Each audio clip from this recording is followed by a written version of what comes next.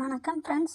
நாம் குப்பையில் தூக்கி வீசக்கூடிய பூண்டின் தோலை எப்படியெல்லாம் பயன்படுத்தலாம் என்பதை இந்த பதிவின் மூலம் டிப்ஸ் 1. நீங்கள் தலைக்கு குளித்து விட்டு சாம்பிராணி தூபம் போடும்போது அதில் கொஞ்சம் பூண்டு காம்புகள், பூண்டு தோல்களை போட்டு விடுங்கள்.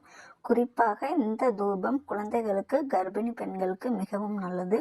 இதனால் அவர்களுக்கு வரும் மன அழுத்தம், தலைபாரம், சளி தொந்தரவு வராமல் இருக்கும். டிப்ஸ் 2. நீங்கள் ஒரு சிறிய காட்டன் துணியில் இந்த பூண்டு தோலை வைத்து முடிச்சாக கட்டிக்கொள்ளுங்கள்.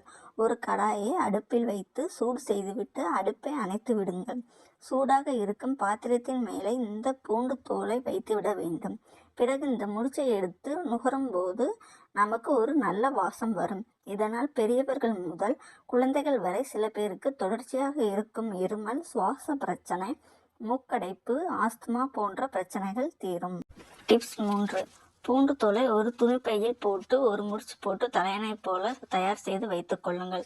இரவு தூங்கும் போது இந்த பூண்டு தோல் தலையணையில் தலை வைத்து படுத்தால் உங்களுடைய தலைபாரம் குறையும். அதிலிருந்து வெளிவரும் வாசத்தை சுவாசித்தாலே போதும், மன அழுத்தம் குறையும், ஒரு புதிய புத்துணர்ச்சி கிடைக்கும். இந்த குறிப்புகள் அனைத்துமே இயற்கையின் வரப்பிரசாதம் ஆகும். இதில் எதையுமே நாம் சாப்பிட போவது கிடையாது. லேசாக முகர்ந்துதான் பார்க்க போகின்றோம். ஆக பக்க விளைவுகள் ஏற்படுவதற்கு எந்த வாய்ப்பும் இல்லை. எனவே இந்த குறிப்புகளை பயன்படுத்தி பாருங்கள், நிச்சயம் உங்களுக்கு மாற்றம் நிகழும்.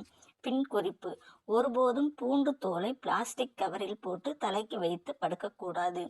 துணிப்பையை தான் பயன்படுத்த வேண்டும் என்பதை நினைவில் கொள்ளுங்கள். Thank you friends.